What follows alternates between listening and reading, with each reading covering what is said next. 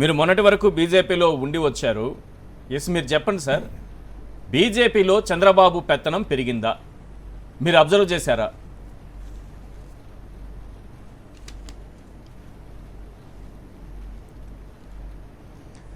ముందుగా ప్యానల్ సభ్యులకి, ఈశ్వర్ గారికి, అలానే సాక్షి టీవీ ప్రేక్షకులకు అందరికి కూడా నమస్కారం. అసలు భారతీయ జనతా పార్టీ విషయానికి వస్తే నాకు తెలిసి గత కొంతకాలంగా, అంటే నేను పార్టీలోకి వెళ్ళిన తర్వాత నాకు తెలిసింది ఏంటిదంటే, అసలు భారతీయ జనతా పార్టీ అనేది ఉమ్మడి తెలుగు రాష్ట్రాల్లోనే లేదు.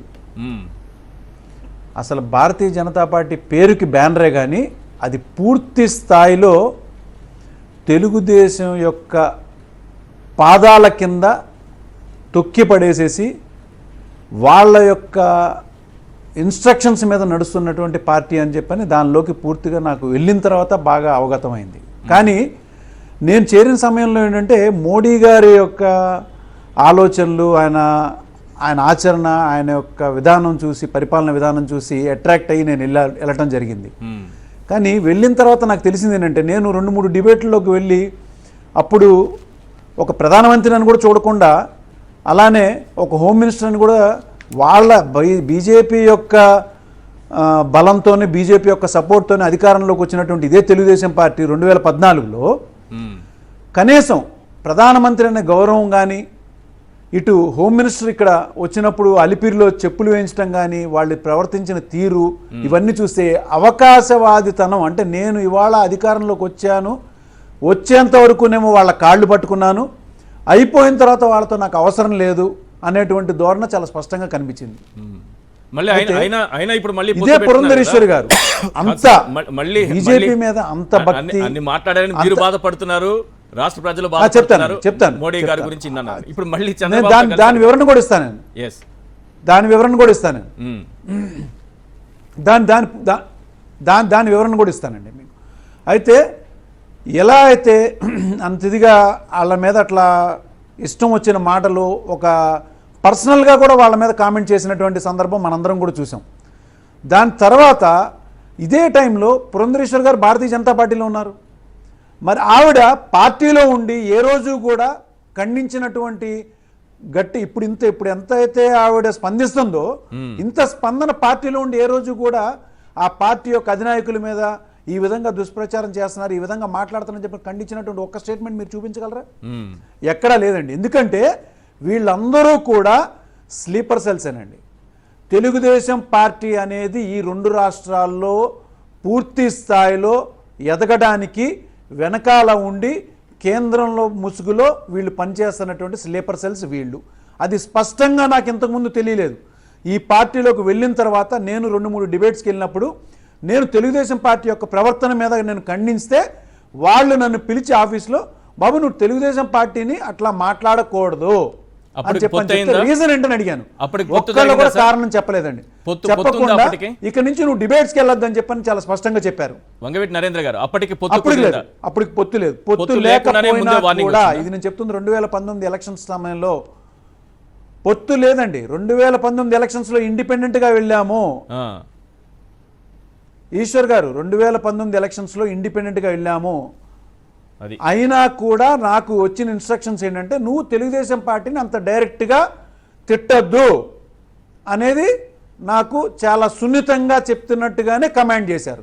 నేను ఒకటే చెప్పానండి, నేను ఈ పార్టీలో చేరిన కారణం ఏంటంటే పూర్తిగా తెలుగుదేశం పార్టీ అనే దాని మీద నేను బద్ధ శత్రువుని. ఎందుకంటే వాళ్ళు ఒక స్వార్థపూరితంతో పెట్టినటువంటి ఒక పార్టీ, అందులోనూ ఒక భారతీయ జనతా పార్టీ సపోర్ట్ తీసుకుని మీరు అధికారంలోకి వచ్చి ఒక ప్రధానమంత్రిని ఇంత పర్సనల్గా తిడుతున్నటువంటి మీకు ఎక్కడైనా కానీ మనకు తిట్టే హక్కు ఉందా లేదా? దానిలో నేను మాట్లాడుతున్న తప్పు లేదంటే, ఆ తర్వాత వాళ్ళు నాకు చెప్పిన ఇన్స్ట్రక్షన్స్ ఏంటంటే, ఇక నుంచి నువ్వు డిబేట్లకు మాకు చెప్పకుండా వెళ్ళొద్దు అని అన్నారు. దీన్ని బట్టి మీకు ఏమర్థం అవుతుందండి, ఇది ఇండిపెండెంట్ గా ఉన్నా కూడా తెలుగుదేశం పార్టీ యొక్క గెలుపు కోసం ఇది పనిచేస్తుంది. అయితే పొత్తు పెట్టుకునే సమయం అంటే ఎప్పుడైతే పురంధరేశ్వర్ గారు అనే ఆవిడ అధ్యక్షురాలు అయిందో, ఆ రోజు పార్టీ ఆఫీస్లో నేను వెళ్ళి ఆవిడకి కంగ్రాట్స్ చెప్దామని చెప్పని కృతజ్ఞతలు తెలియజేయడానికి నేను వెళ్తే నాకు ఆశ్చర్యం వేసింది. ఏంటిది భారతీయ జనతా పార్టీ ఆఫీసా, లేకపోతే ఆల్రెడీ తెలుగుదేశం పార్టీకి సంబంధించినటువంటి బ్యానర్ ఒక్కటే లేదు, కానీ ఆ సభ్యులందరూ ఇక్కడ ఎలా చేరారని చెప్పని ఆశ్చర్యం వేసింది. ఎందుకంటే వాళ్ళు ఏం మాట్లాడుతున్నారంటే ఆ రోజు సుప్రీంకోర్టులో కూడా డిస్కషన్ చేయనటువంటి 17A నోటీసులు సర్వ్ చేయకుండా చంద్రబాబు నాయుడిని ఎలా అరెస్ట్ చేశారు అనేటువంటి డిస్కషన్ అక్కడ మొత్తం ఆఫీసులో నడుస్తుందండి. అక్కడ ఏం కాదు, భారతీయ జనతా పార్టీకి ఒక కొత్త అధ్యక్షురాలు వచ్చారు, దీన్ని భారతీయ జనతా పార్టీని ఎలా డెవలప్ చేసుకోవాలనే టాపిక్ ఎక్కడా లేదు. కేవలం ఇది చంద్రబాబు నాయుడు అరెస్టు, ఆయనకి ఈ విధంగా నోటీసులు లేకుండా చేశారు, దీనికి మోడీ గారు కూడా సపోర్ట్ చేశారు. చూడండి వీళ్ళు మాట్లాడే విధానం, మోడీ గారు కూడా సపోర్ట్ చేశారు. ఎందుకంటే తెర వెనక మోడీ గారును జగన్మోహన్ రెడ్డి గారు ఒక ఒప్పందంలో ఉన్నారు కాబట్టి ఎటువంటి పరిస్థితులు ఇది ఆయనకి తెలియకుండా జరగలేదు. ఈ 17 అసలు నాకు ఆశ్చర్యం వేశారు. అక్కడ ఒక అరగంట ఉండి అక్కడి నుంచి బయటకు వచ్చేసానండి, ఇమడలేకపోయాను. అంటే భారతీయ జనతా పార్టీ ఆఫీస్ లాగా నాకు ఏ రోజు కూడా కనిపించలేదు. అందులోకి వచ్చే వ్యక్తులు కానీ వచ్చి మాట్లాడేవాళ్ళు కానీ ఏ రోజు కూడా తెలుగుదేశం పార్టీని ఒక మాట అంటే ఊరుకోరు. తెలుగుదేశం పార్టీలో జరుగుతున్నటువంటి ఇబ్బందులు ఏదైనా వస్తే ఈ పార్టీలో కూడా ఒక్కొక్కళ్ళు అసలు వాళ్ళ యొక్క ఎక్స్ప్రెషన్స్ కానీ వాళ్ళ ఫీలింగ్స్ కానీ మనం చాలా ఇబ్బంది పడేటువంటి వాతావరణం నాకు బాగా కనిపించింది. నేను డైరెక్ట్ గా అడుగుతున్నాను సార్, ఈ రోజు చంద్రబాబు ఆదేశాలతోనే ఈసీకి పురంధేశ్వరి ఎవరైనా తీసుకోండి, కంప్లీట్ గా ఆవిడ అవును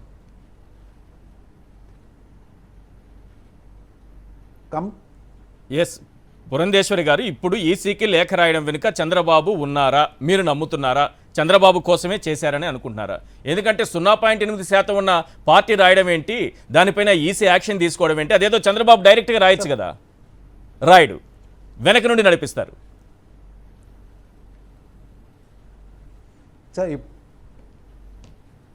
సార్ ఇప్పుడే మన వెంకటరెడ్డి గారు కూడా చెప్పారు ఇందాక, ఏమనంటే ఈసీకి లెటర్స్ రాసే దానిలో ఆవిడ ఎలా అయితే పొత్తు విషయంలో మీరు ఏం చెప్తున్నారని మాట్లాడమన్నప్పుడేమో మా నేషనల్ అధ్యక్షుడైనటువంటి నడ్డా గారు తీసుకుంటారండి నిర్ణయం, ఇక్కడి నుంచి మేము స్టేట్లో ఏం మాట్లాడటానికి లేదని చెప్పిన ఆవిడ ఇవాళ ఈ రాష్ట్ర అధ్యక్షురాలుగా ఏ విధంగా డైరెక్ట్ లెటర్ రాయగలుగుతుంది? ఇప్పుడు ఇందాక వెంకటరెడ్డి గారు కూడా అదే పాయింట్ రైజ్ చేశారు, ఎలా రాయగలుగుతుంది, ఏ యొక్క దీంతో రాయగలుగుతుంది, ఏ యొక్క అధికారంతో రాయగలుగుతుంది అంటే ఇక్కడ పూర్తి స్థాయిలో స్క్రిప్ట్ కానీ డైరెక్షన్స్ కానీ అన్నీ కానీ తెలుగుదేశం పార్టీ చంద్రబాబు నాయుడు గారు అంటే చెప్తున్నా కదండి, మరిది కళ్ళల్లో ఆనందం ఆఫ్టర్ లాంగ్ టైం. దాని తర్వాత వీళ్ళ ప్లాన్స్ ఏంటంటే ఆ తర్వాత అల్లుడు కళ్ళల్లో ఆనందం చూడాలంటే చంద్రబాబు నాయుడు తర్వాత లోకేష్ గారిని మళ్ళా ముఖ్యమంత్రిని చేసుకోవాలి, ఈ పరంపర కొనసాగించుకోవాలి. పూర్తిగా వీళ్ళు మాట్లాడుకున్నారు కాబట్టే ఆవిడ ఆ యొక్క యాక్షన్స్ అనే స్టార్ట్ చేసింది. ఏదండి బీజేపీ ఏమైపోయినా పర్లేదు, మనకి చంద్రబాబు ముఖ్యం, లోకేష్ ముఖ్యం, అంతేనా ఈశ్వర్ గారు? బీజేపీ పరిస్థితి అసలు బీజేపీ అనేది లేదండి, నేను చాలా స్పష్టంగా చెప్తున్నాను. ఈ 2 తెలుగు రాష్ట్రాల్లో భారతీయ జనతా పార్టీ అనేది లేదు. భారతీయ జనతా పార్టీ అనేది పూర్తిగా తెలుగుదేశం అండర్లో ఉంది. ఎప్పుడైతే తెలుగుదేశం పార్టీ అనేది తెలంగాణలో పోయిందో ఆ రోజు నుంచి భారతీయ జనతా పార్టీ అక్కడ కొంచెంగా ఎదగటం మొదలుపెట్టింది. కానీ ఆంధ్ర రాష్ట్రానికి వచ్చేసరికి మాత్రం దాని యొక్క పూర్తి స్థాయి అటువంటి ఎక్కడ ఈ భారతీయ జనతా పార్టీకి కొన్ని అనుబంధ సంస్థలు ఉంటాయండి. ఏదైనా ఇన్ఫర్మేషన్ పార్టీలో ఎక్కడన్నా తప్పులు జరుగుతుంటే అవి కేంద్రానికి తెలియజేయడానికి కొన్ని అనుబంధ సంస్థలు ఉంటాయి. మీరు ఆ సంస్థల్లో కూడా పూర్తి స్థాయిగా తెలుగుదేశానికి సంబంధించినటువంటి వ్యక్తులే, తెలుగుదేశాన్ని యొక్క ఫేవర్లో ఉన్నటువంటి మనుషులే ఉన్నారు. కానీ మీకు ఇక్కడి నుంచి వెళ్ళేటువంటి ఏ రిపోర్ట్ అయినా కూడా యాంటీ టీడీపీగా ఒక్క స్టేట్మెంట్ వెళ్ళదు. ఎవరన్నా ఒక వ్యక్తి కానీ యాంటీ టీడీపీగా ప్రవర్తించినా ఇమ్మీడియట్గా ఇతని మీద బ్యాడ్ రిపోర్ట్స్ అక్కడికి వెళ్ళిపోతాయి. This is what happening in AP. బీజేపీలో ఇది పరిస్థితి. స్పష్టంగా నేను లోపల ఉండి ప్రతి అణువు చూసి అనుభవించిన తర్వాతే నేను చెప్తున్నాను. వాళ్ళని ఎన్నో సందర్భాల్లో నేను ఖండించడానికి ప్రయత్నం చేసినా కూడా వాళ్ళు చాలా తెలివిగా వాళ్ళు మాట్లాడే విధానం కూడా చాలా. మీరు ఎప్పుడు సార్ రిజైన్ చేసింది పార్టీకి? మీ పార్టీకి ఇప్పుడు పురంధరేశ్వర్ గారిది ఒకటే టార్గెట్ అండి. ఒక విషయం చెప్పండి సార్, నేను ఒకటి అడగాలనుకుంటున్నా. మీరు ఎప్పుడు రిజైన్ చేశారు పార్టీకి? నేను రిజైన్ చేసింది నెల క్రితం చేశారు కదా, చెప్పండి. 3వ తారీఖు సార్ నేను నెల క్రితం రిజైన్ నవంబర్ 3, 2023 సార్. నవంబర్ 6 నెలల క్రితం